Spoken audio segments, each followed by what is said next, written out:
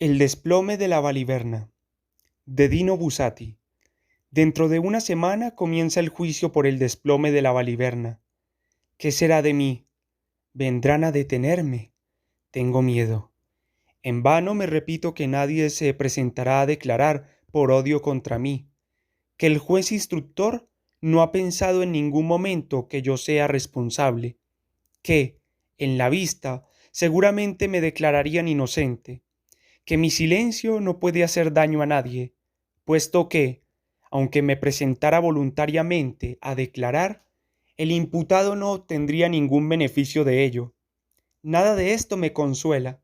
Por lo demás, habiendo fallecido hace 3 meses por enfermedad el contable Dogliotti, sobre el que recaía la principal acusación, en el banquillo solo se sentará el entonces asesor municipal de asistencia, pero se trata de una incriminación meramente formal. ¿Cómo se le podría condenar si apenas hacía 5 meses que había tomado posesión de su cargo? En todo caso, podría considerarse responsable al asesor anterior, pero éste había fallecido un mes antes de la catástrofe, y el peso de la ley no llega hasta las tumbas. Han pasado ya 2 años desde el espantoso suceso, y, sin embargo, todos lo recuerdan vívidamente. La Baliverna era un enorme y lúgubre edificio de ladrillos construido extramuros en el siglo XVII por los frailes de San Celso. Desaparecida la orden, el inmueble se utilizó en el siglo XIX como cuartel y perteneció a la administración militar hasta que estalló la guerra. Una vez abandonado, se instaló en él, con el tácito consentimiento de las autoridades, una turba de refugiados y de pobres gentes que se habían quedado sin casa por los bombardeos, vagabundos, mendigos, desesperados e incluso una pequeña comunidad de gitanos. Solo con el paso del tiempo, el ayuntamiento, que pasó a ser propietario de la edificación, impuso cierta disciplina, registrando en el catastro a los inquilinos, dotándola de los servicios indispensables y expulsando a los individuos conflictivos. A pesar de todo, la Baliverna, quizá a causa de los robos que se cometieron en la zona, tenía muy mala fama. Decir que era una guarida de maleantes sería exagerado, pero nadie se atrevía a aventurarse de noche por los alrededores. Aunque al principio la Baliverna surgió en pleno campo, con el paso del tiempo los suburbios de la ciudad fueron llegando prácticamente hasta ella, pero en las inmediaciones no había casas. Sórdido y amenazante, el caserón dominaba el terraplén del ferrocarril, los cereales y las miserables chabolas de chapa, refugio de pordioseros, esparcidas entre montones de escombros y desperdicios. Parecía a la vez una prisión, un hospital y una fortaleza. De planta rectangular, medía cerca de 80 metros de largo por 40 de ancho. En el interior, un vasto patio a la intemperie. Los sábados o los domingos por la tarde, yo solía acompañar hasta allí a mi cuñado Giuseppe, entomólogo, que encontraba muchos insectos en los prados de los alrededores. Era un pretexto para tomar un poco el aire y no quedarme solo. Debo decir que el estado del tétrico edificio siempre me había impresionado. El mismo color de los ladrillos, los numerosos ventanucos abiertos en los muros, los remiendos, ciertas vigas utilizadas como puntales, denotaba su decrepitud. Pero lo más impresionante era la pared trasera, uniforme y desnuda, con solo algunas pequeñas aperturas irregulares, que parecían más aspilleras que ventanas. Esa desnudez la hacía parecer mucho más alta que la fachada, en la que se abrían galerías y ventanales. Recuerdo haber preguntado un día a mi cuñado, ¿no te parece que la pared se inclina un poco? Él se había echado a reír. Esperemos que no. Es solo un efecto óptico. Los muros altos dan siempre esa impresión. Un sábado de julio fuimos allí a dar uno de nuestros paseos. Mi cuñado se había llevado a sus 2 hijos, todavía unas niñas, y a un colega suyo de la universidad, el profesor Scavesi, también zoólogo, un tipo de unos 40 años insignificante y fofo que nunca me había caído simpático por sus maneras jesuíticas y sus aires de superioridad. Mi cuñado decía que era un pozo de ciencia y una magnífica persona. Yo, sin embargo, le considero un imbécil. Si no lo fuera, no me trataría de esa forma tan engreída, y todo porque yo soy sastre y el científico.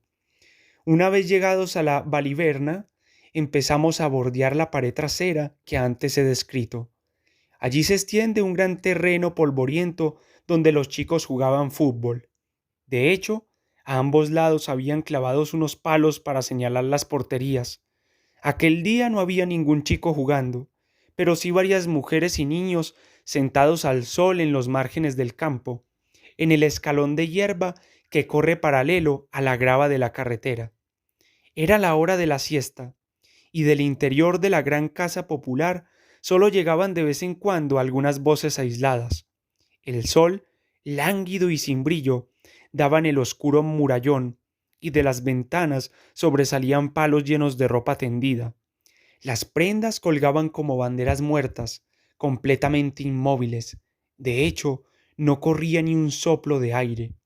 Mientras los demás se dedicaban a buscar insectos, a mí, que siempre he sido aficionado al alpinismo, se me ocurrió la idea de intentar trepar por la irregular pared. Los agujeros, los bordes salientes de algunos ladrillos y viejos hierros encajados aquí y allá en las hendiduras ofrecían diferentes puntos de apoyo. No pensaba, por supuesto, subir hasta lo más alto. Quería hacerlo solo por el gusto de desentumecerme, de probar mis músculos. Un deseo algo pueril, lo reconozco. Trepé sin problemas un par de metros por el pilar de un portal tapiado. Al llegar a la altura de arquitrabe, extendí la mano derecha hacia un abanico de rumbrosas barras de hierro en forma de lanzas que cerraba una ventanilla de medio punto. Puede que en esa cavidad hubiera antiguamente la imagen de algún santo. Haciéndome a la punta de una lanza, me alcé a pulso, pero la lanza cedió y se rompió en pedazos. Por suerte me encontraba solo a un par de metros del suelo. Intenté sin éxito sujetarme con la otra mano, perdí el equilibrio, salté hacia atrás y caí de pie, sin hacerme daño alguno a pesar del fuerte golpe. La lanza de hierro, destrozada, cayó conmigo. Acto seguido, después de la lanza de hierro se desprendió otra más larga que, desde el centro del abanico, se elevaba hasta una especie de ménsula que había más arriba. Debía de ser una especie de puntal puesto allí como remiendo. Al quedarse sin apoyo, también la ménsula, imagínese una losa de piedra con una anchura como de 3 ladrillos, cedió, pero sin llegar a caer, quedó allí en equilibrio, medio arrancada. Pero no terminó aquí el estropicio que involuntariamente provoqué. La ménsula sujetaba un viejo palo de aproximadamente 1,5 metros de alto, que a su vez ayudaba a sostener una especie de balcón. Solo ahora me doy cuenta de todos estos elementos que, a primera vista, se confundían en la masa de la pared. El palo no estaba fijado al muro, sino que se hallaba simplemente encajado entre los dos salientes. 2 o 3 segundos después de que se desplazara la ménsula, el palo se abatió hacia afuera y yo apenas tuve tiempo de echarme hacia atrás para que no me diera en la cabeza. Cayó al suelo con un ruido sordo. ¿Había acabado todo? En cualquier caso, me alejé del muro y fui hacia el grupo de mis compañeros, que se hallaban unos 30 metros de distancia. Los 4 estaban de pie, vueltos hacia mí, pero no me miraban. Con una expresión que no olvidé, observaban el muro, muy por encima de mi cabeza, y mi cuñado de pronto gritó: «¡Dios mío! ¡Mira! ¡Mira!». Me volví. Por encima del balcón, pero más a la derecha, el murallón, en aquel punto compacto y regular, se hinchaba bruscamente. Imagínense una tela perfectamente tensada con una punta recta presionando por detrás. Al principio hubo un leve temblor que serpenteó por la pared, después apareció una protuberancia larga y fina, luego los ladrillos se desunieron, separando sus estropeados dientes, y entre polvorientos desprendimientos, una tenebrosa grieta se abrió. Duró unos minutos o unos instantes, no sabría decirlo. Entretanto, me dirán que estoy loco. De las profundas cavidades del edificio llegó un desagradable estruendo, muy parecido al de una trompa militar, y por todos los alrededores se oyó un prolongado aullar de perros. En este punto mis recuerdos se mezclan, yo corriendo con todas mis fuerzas, tratando de alcanzar a mis compañeros, algunas mujeres, puestas de pie, gritando en el margen del campo, otras revolcándose por el suelo, la silueta de una chica medio desnuda asomándose con curiosidad a una de las ventanas más altas, mientras debajo de ella se abría de par en par el abismo, y, durante una décima de segundo, la visión alucinante de la muralla derrumbándose al vacío. Poco después, toda la masa del edificio, incluidos los muros del otro lado del patio interior, se desplazó lentamente, arrastrada por la irresistible fuerza del derrumbe. Siguió un trueno aterrador, semejante al producido por cientos de Libertador lanzando sus bombas a la vez, y la tierra tembló, al mismo tiempo que se expandía a toda velocidad una nube de polvo amarillenta que ocultó aquella inmensa tumba. Después me veo de camino a casa, deseoso de alejarme de aquel lugar funesto, mientras la gente, que se había enterado de la noticia con una rapidez prodigiosa, me miraba espantada, tal vez por mi ropa llena de polvo, pero sobre todo no olvido las miradas llenas de horror y de piedad de mi cuñado y sus dos hijas. Me observaban mudos, como si fuera un condenado a muerte, o era solo una impresión mía. Una vez en casa, cuando mi familia se enteró de lo sucedido, no les extrañó que estuviera trastornado, ni que durante algunos días me quedara encerrado en mi habitación sin hablar con nadie, negándome incluso a leer los periódicos. Solo entreví uno en las manos de mi hermano, que había entrado para ver qué tal estaba. En primera plana había una fotografía muy grande con una hilera interminable de coches fúnebres. Había sido yo quien había provocado la hecatombe. ¿Acaso la rotura de la barra de hierro había producido, por una monstruosa concatenación de causas y efectos, la caída de todo el mastodóntico edificio? ¿O tal vez los mismos constructores iniciales habían dispuesto, con diabólica malicia, un secreto juego de masas en equilibrio, mediante el cual bastaba con quitar aquella minúscula barra para que todo se derrumbara? ¿Se habían dado cuenta mi cuñado, sus hijas o Scavesi de lo que yo había hecho?